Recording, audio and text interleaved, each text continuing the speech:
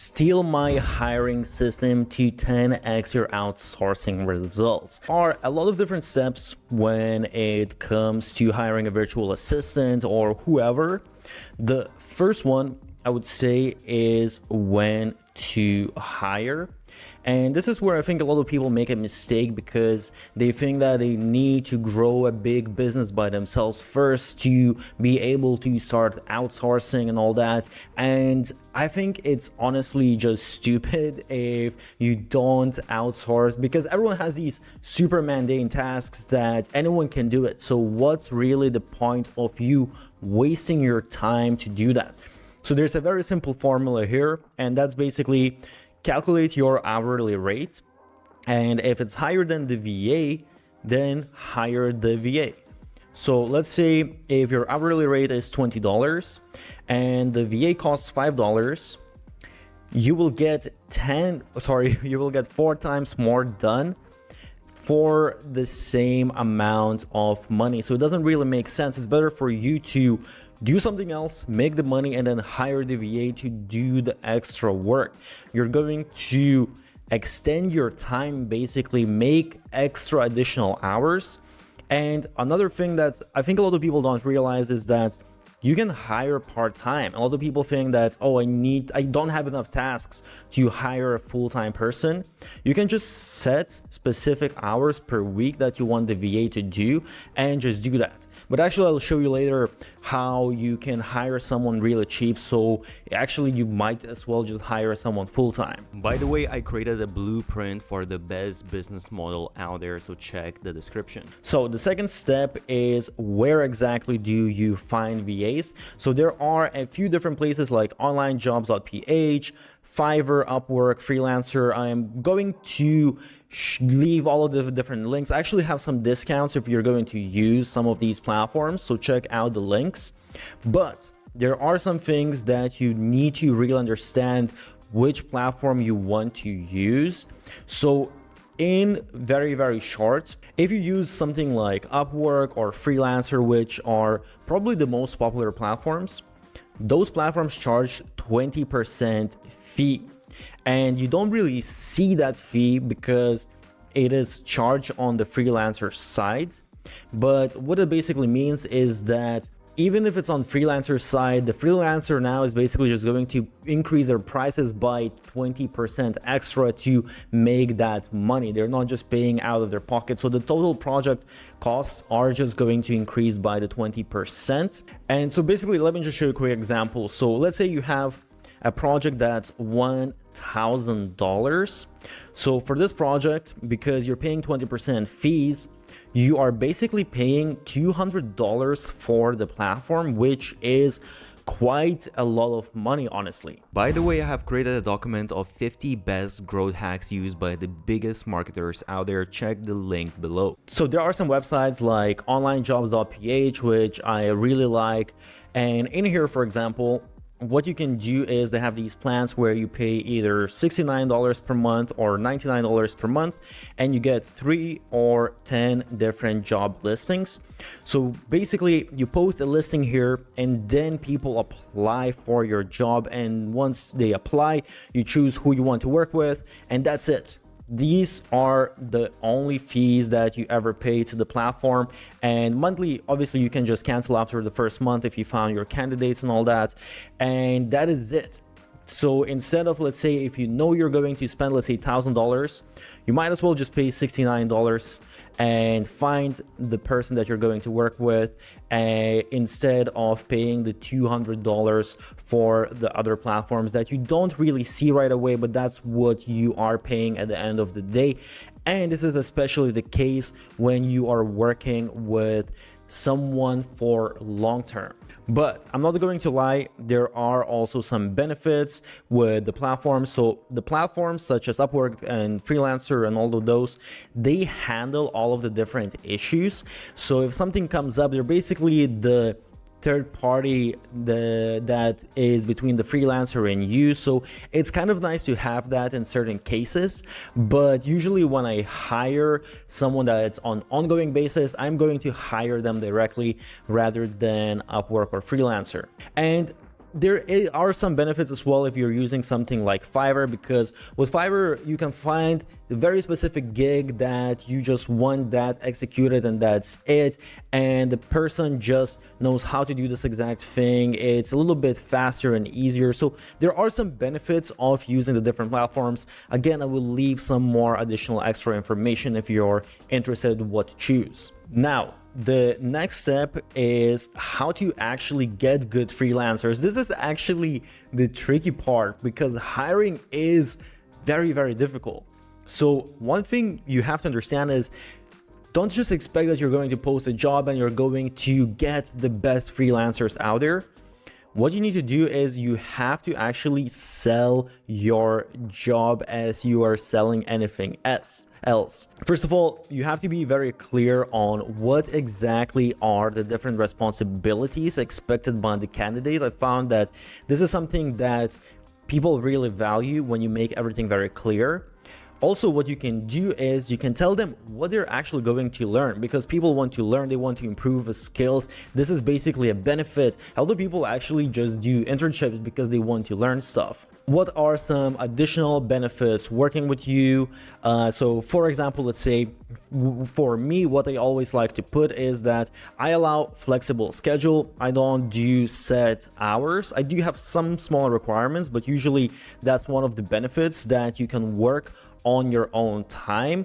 I also like to encourage people to accept different ideas, suggestions, stuff like that. So I do have a lot of templates, SOPs, things like that people need to follow, but also I'm not going to shut you down. I'm going to help you try to improve and encourage you to be also creative. I'm not going to go too in depth, but I'm going to leave a whole Notion file of all of this and additional tips how to do this. Okay, so the next step is step number 5, job posting.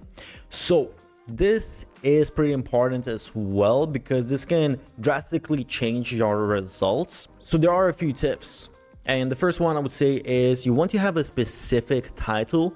The more specific you are, the better candidates you are going to get. So for example, virtual assistant for wellness e-commerce store. And you might think that this sounds a little bit too specific, but if you just put on virtual assistant, you're going to get a ton of different applications, and it's going to be hard for you to actually narrow down who's the best fit. So if you put it very specifically, okay, someone who's maybe more into e-commerce and someone who maybe has some knowledge in wellness, they might also put that in their application, so it's easier for you to understand, and it's going to just make them want to work with you more. So it's going to find those specific people that are better fit, and again, it's going to save a bunch of time not going through bazillion different applications.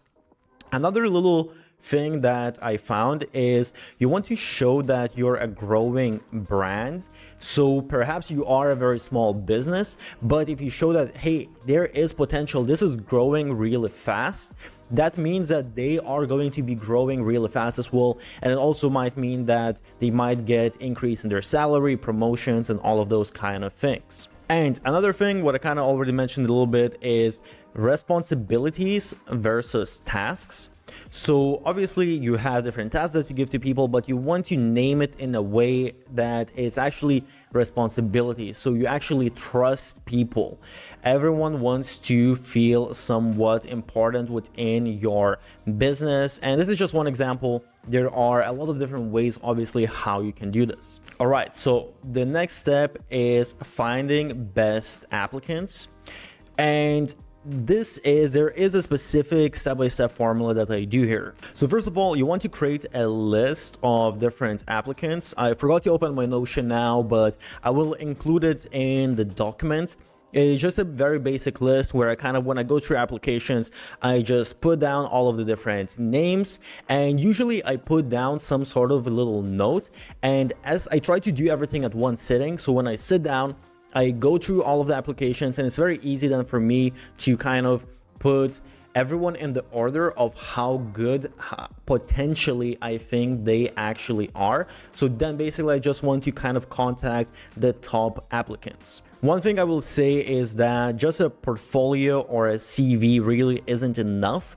Even let's say if you're hiring someone that you want to do some graphic design work, you want to do, let's say, video work, they might have amazing portfolio, but unless you actually see them in action, honestly, I wouldn't trust it 100%. So what you want to do is, most of the time you want to create some test task, and this should be very sharp because this is kind of like the first when people are just applying. So I would say limit to somewhere between 10 to 15 minutes and have it pretty straightforward. So for example, let's say if it's virtual assistant, basic virtual assistant, maybe you have some task where you need something organized and something like written or something like that. So it's easy for you to compare basically how different people are performing it within a glance. You don't want to be studying everything. You want to open the application, and within 10-15 seconds you can kind of get an idea of how well they have done this. When it comes to design, stuff like that, obviously it's much easier. You can ask for specific design, things like that. And then when it comes to the next step, what you want to do is, I would say there are some time management softwares that I use, and I will leave some of the links for the ones that I like. Basically, I ask them to use the time management software where I can actually see the screenshots, so I can see what is their process, how exactly they go about doing things. This is kind of important when you're not in the office. And basically, I choose usually maybe around 3 candidates, depending on who exactly I'm hiring. I would say minimum is 3. Sometimes I go as much as 5, but I give all of them exactly same task. And I just want to compare, okay, how long it took them to complete the task, what was the result, and what was the way that they actually went about doing this task. By the way, I almost forgot, when you are hiring a VA, one little trick as well that I do is I have them fill in a specific form, especially if I'm hiring from online jobs. So I'm not going to go through this whole form, but basically I have all of the different sections that are important for me, and with this I can then very easily go through all of the different candidates, and I have everything within my database. Again, I will leave how exactly you can get this form and just copy paste it. All right, so let me give you a few tips how to work with your virtual assistant, or anyone that you're outsourcing. So first of all, you want to have some sort of project management software where you have all of your tasks organized. There are a lot of different options. I will leave some of my favorite ones. Another tip that I really like is using TransferWise. And by the way, another tip here is that you can find some templates that are already pre-made, some SOPs, things like that, where basically you have, let's say, if you're using Notion, you have a Notion template or ClickUp, whatever it is. You have a template of already how to work with who your VA, designer, whatever it is. So it makes it a lot easier rather than building it all from scratch. Again, I'll leave some links where you can find that. Another thing that I like to use is Wise. So Wise is basically just money transferring platform, but what it does is, as you can see here, it basically gets you much better conversion rates compared to all of the different banks. I had banks in Europe, in US, and I always found that this had better conversion rates, and also it had much lower transfer fees. So as you can see, it basically shows you exactly what are the fees, and it also shows you the exchange rate guaranteed for the next 14 hours, and you get much better results. So you can actually choose, usually it's an easy way as well to do transfers. Usually I just use this to transfer money to all of the people that work for me, and at the end of the day I just make it in a way that, okay, you're going to make more money because I'm using Wise, so you get better exchange rates. One thing I realized from experience is that even though I give flexible hours for that people can work, they can choose their own schedule, which a lot of people really appreciate. I just said how many hours you need to do per week. One thing I ask them to do is minimum hours a day or a week in this case. So usually I will say, okay, I need you to put in at least like this amount or this amount of work, especially let's say if something urgent comes up, because I have noticed that if you don't have any structure whatsoever, some people struggle with that. So I try to allow flexible schedules, flexible working hours, but I still ask them, okay, I need this specific amount, I need this specific amount. Otherwise, if you kind of just let them, okay, you want to hire someone full-time and they're like, okay, I'm going to do 20 hours this week, 40 hours next week, 60 hours next week to catch up, they might not end up doing that and it might become a little bit of a mess. So I just say, if I hire someone, okay, I want you to do 40 hours a week.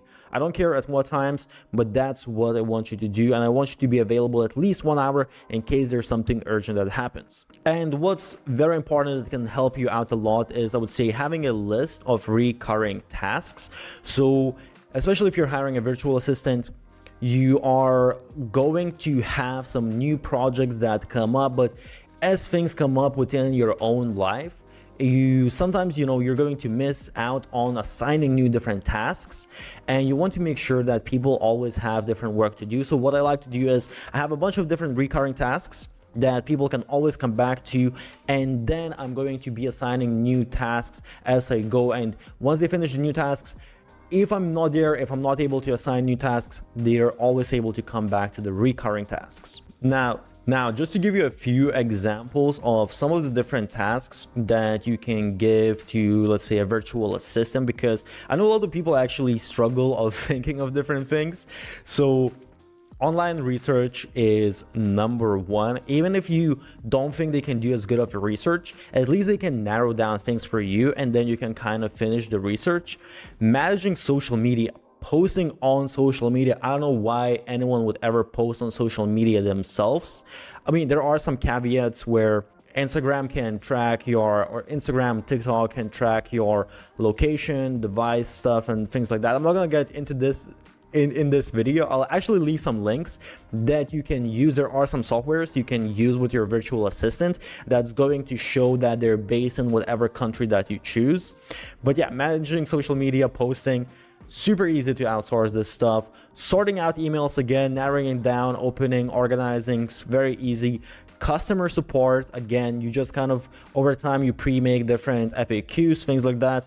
Data entry, keyword research, cold outreach, a bunch of, again, I'll try and leave another bunch of different example tasks if you want to get some ideas how to save time by outsourcing. And lastly, just to mention some benefits of having a virtual assistant. So honestly, if you want to scale fast, you can't do that just by yourself. You need to hire other people. Also, doing repetitive tasks, I don't know about you, but it absolutely drives me crazy. So you definitely want to outsource those. You can, a lot of times I would say, do a thing once, twice yourself, so you understand how it works and what's maybe the most optimal way, the best way to do it. But after you have done it a couple of times, there's literally no reason for you to do it yourself again. What you want to do is you want to focus on the most important things. So you want to follow basically the 80-20 principle. And most of the time you will be able to outsource 80% of the stuff, even if it's not done as good as you might do it yourself, because that is difficult to find someone that can do it as good. Sometimes you might find someone that does it better, but it's difficult. But most of the stuff that that's going to help you to succeed within your business, that's going to be the 20% that you're doing.